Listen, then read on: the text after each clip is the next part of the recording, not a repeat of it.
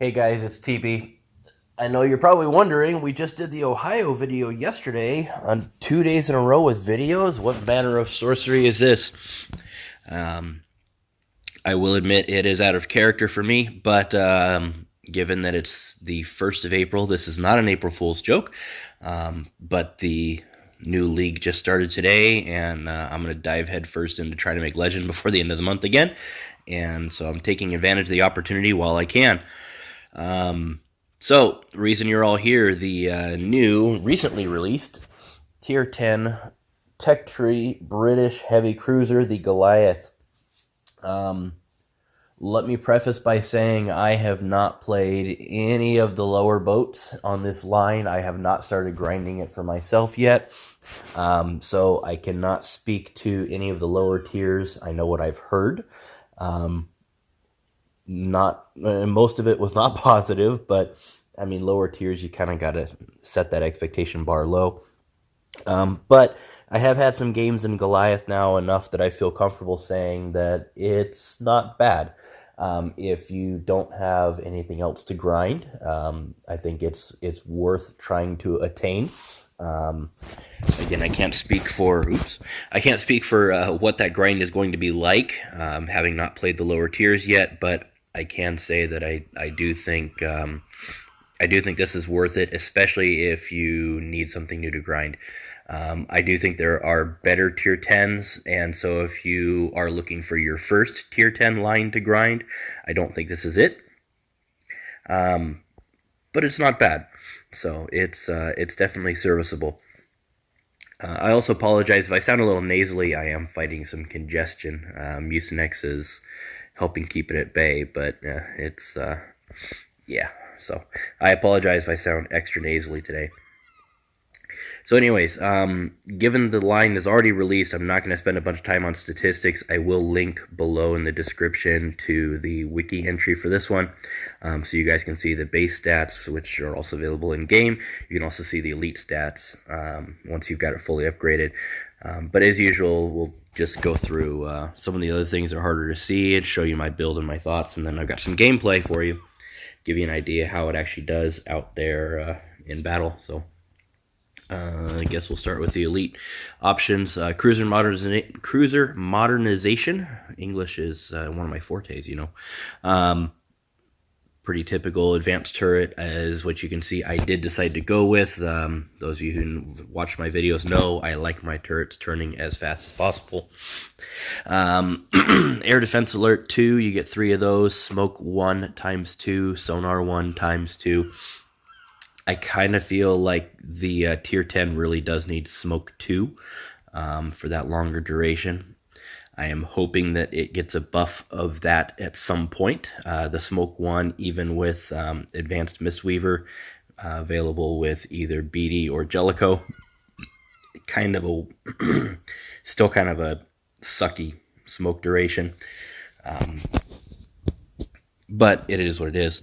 In typical British fashion, you do get the single fire torps. You get 2 racks of 4, 1 on each side. So not a lot, but they do hit decently hard. And then the gimmick for the British heavies is you do get an extra heal. They started that with the Cheshire, I believe, for the tier 8 premium. And that does continue starting at, I think, tier 6. So you do get a 4th heal. And let's transition over here into the captain build. And you could run, if you've got Horatio Nelson, you could run him here, and that would be pretty good. BD would be okay. But Jellicoe really is ideal for the heavy cruiser line, especially with some of his improved skills. So you can see he does have the improved IFHE, he does have the improved Mistweaver, and then the other one that really makes him strong on these boats is not only does he get the improved heal right here, where you get extra HP for your repair kits, he also gets a improved fully prepared, so you get faster super heals. So those are really the skills that I think play the greatest part here. you know, he does have the improved exploit weakness and the improved armament repair as well. You can see I didn't take them, given the skills that he had, that Goliath has, and that's where he's going to spend most of his time. I did feel like these were the better option. If you don't have Jellicoe, if I didn't have Jellicoe, I would probably still set up one of my regular captains the same way. I don't think I would make any changes from these options based on the fact that this is, I think, this plays the most to the Goliath's strengths. Obviously, some of these choices are individual and can be changed to fit your playstyle, but this is what I feel worked best. So,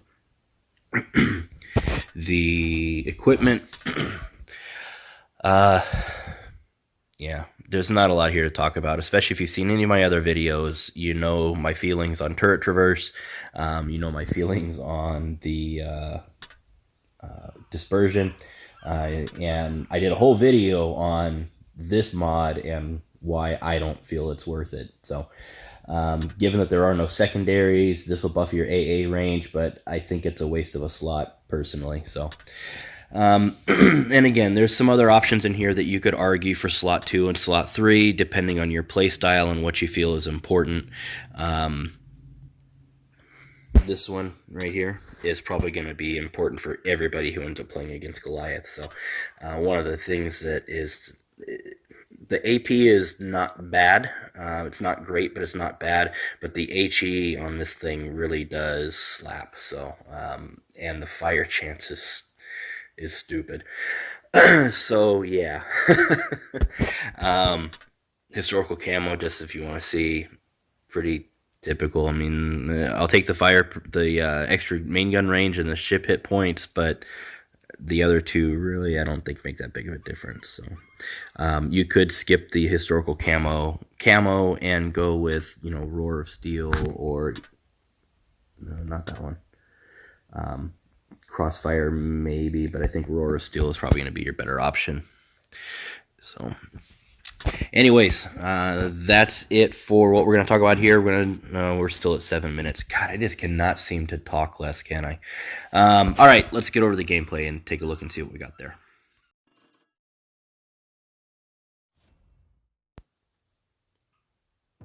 All right, so like I said, I got a couple of games to show you, and this was one of my first games in the Goliath. This is maybe my third or fourth game total.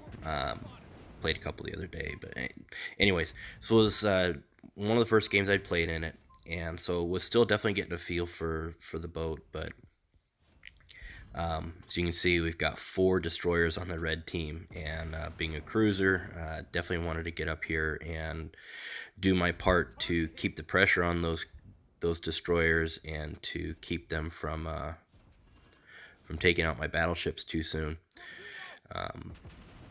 So I was a little behind. I should have seen those. I did see those torpedoes coming earlier, and I got caught flat-footed.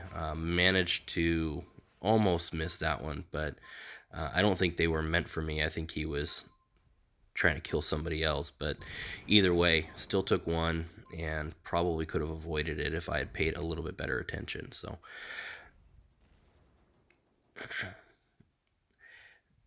it's funny, I was just kind of scrolling through this video and watching back, and I hadn't noticed before, but one of our destroyers up there to the northeast, if you look at the mini-map, he woke up late, and he's actually just about to spot a red destroyer who I guess was flanking super hard. Yeah, there he just popped up now.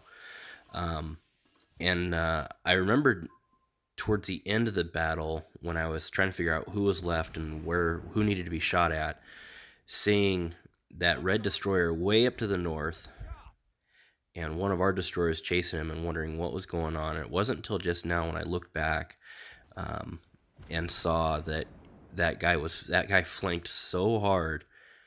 I don't think he did much the entire game, and I didn't go back and look, but guys, there's a time to flank. But I mean, come on, if you're going to spend the whole battle running from another destroyer, how are you helping your team? You know, how are you helping your team, especially on a center cap map? So, I mean, he tied up one of our destroyers, so I guess he accomplished that. But spoiler alert, red team's not going to win this one. And you know, how could the battle have changed if he had been an active participant in it instead of trying to be? I mean, I don't want to cast aspirations, but I'm guessing he's driving a Shimakaze.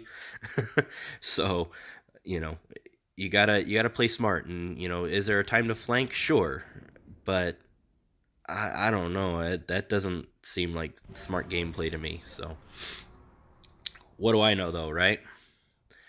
So, anyways, as you can see, the HE here on Goliath is actually pretty solid. That's fire number 9 in 85 gun hits, which I think most of these were HE as well.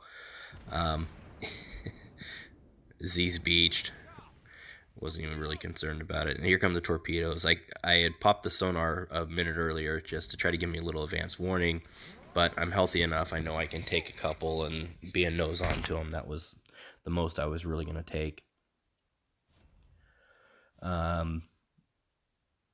You know, this battle's just about done, and we're not even going to watch to the end of it because it's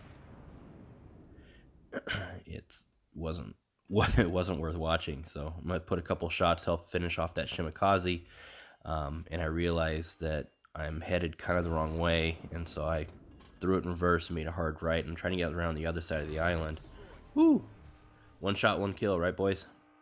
To try to keep that Zhao in range. So scrape some paint off the bow as we make the turn, and this isn't substantial on my part, but I left it in because it was, yeah, not an amazing shot by the Yamato, but still a nice shot. So props to you, man. Nice shot.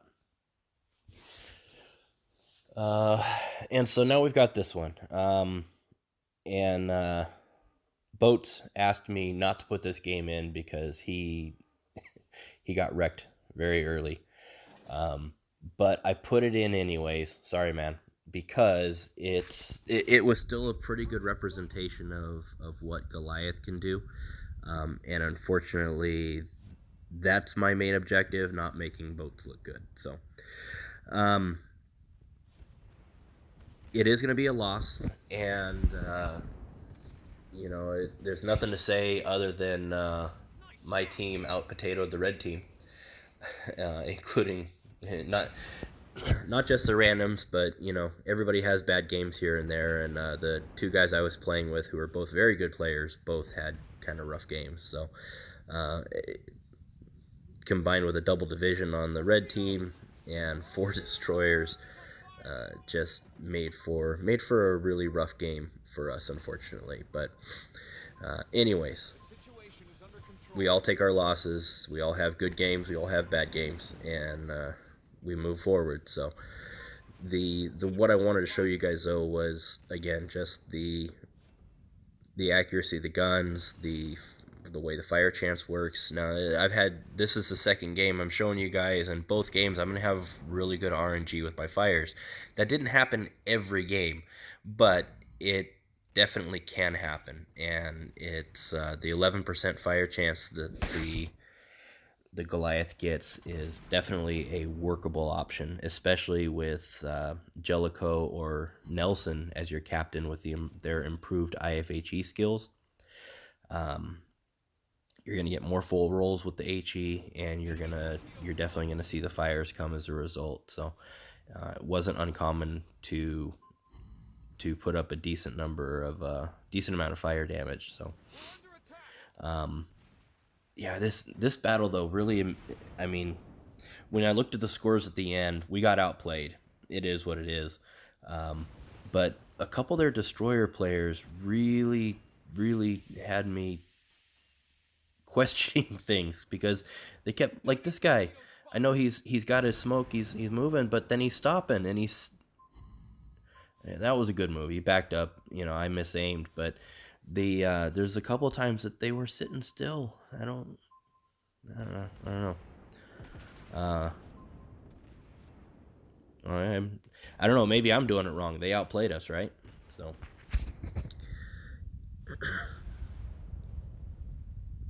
Yeah, so we're up to 8 fires already, and I meant to point it out earlier that Hindenburg, I hit him with a double fire and he put it out, and as soon as my guns reloaded, I hit him again with another double perma. So let's just say I'm not necessarily looking forward to playing against Goliath once they become more commonplace out there, because my RNG sucks and I always get lit on fire. Yeah, so I am going to land 4 torpedoes on that Republique. It's the least I can do for him slapping the ever-living crap out of me in that salvo before, where I went from a decent amount of health and was doing alright to just getting wrecked. But I did manage to land 10 fires, and you can see at least one of them still burning because I'm still racking up damage. And yeah, so I think that's about it. So I could run the video out, but all you're going to see is this Kerfurst just get destroyed. So I understand his reservation in hanging back, given that there were 4 destroyers and he's in a Kerfurst. It's not real maneuverable. But, you know, again, you kind of wonder, like I was talking about on the last one, how could the battle have changed if he had been a little bit more aggressive and gotten a little bit closer earlier in the battle, where he could have put his guns to better use rather than hanging out in that 3rd ring and you know, being of questionable benefit. So anyways, that's enough philosophy for me today. I appreciate you guys watching. Thanks for your time and support. See you guys out there, and be safe.